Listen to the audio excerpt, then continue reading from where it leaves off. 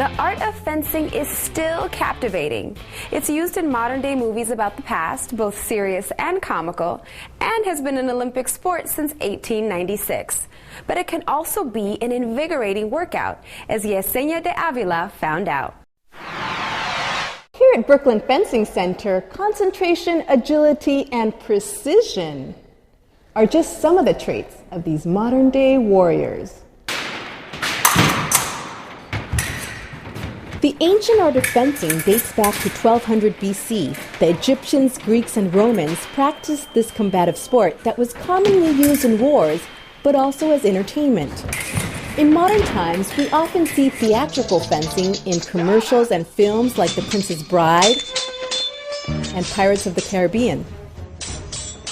The sport of fencing has had a strong presence in Europe and only recently become popular here. There's a lot more interest. There's more clubs, there's a lot more demand for fencing now. In fencing, there are unique elements to the sport, including the uniform, the mask, the electronic scoring aids sewn into the fencer's garment, as well as the three weapons that are used: the foil, the epee, and the saber. These weapons are connected to electronic scoring aids that are used to detect the touches. You could actually hit with the point, but traditionally you will hit with cutting motions. Fencing, although an ancient sport, has become modernized in its equipment and more accessible to the average person. I'm really happy because the numbers have grown to maybe 10 times when I started, which is nice because it's a beautiful sport. A beautiful, elegant, and combative sport, and one that prides itself in honor and tradition. Ready? Fence. Rolando, the head coach at Brooklyn Fencing, infuses that sense of pride as he himself has competed at a national level and represented both his home country of Bolivia as well as the U.S. What we do here is we make sure we teach them that the saluting and the shaking of the hands and the respect is a must.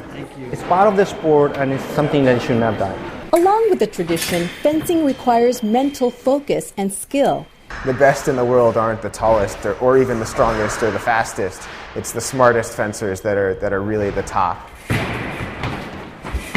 It seems funny to say you can only run up and down this 40-foot strip, but it's plenty of space to work up a sweat, and it's great exercise, and it's great for your mind. You can never solve the same problem the same way.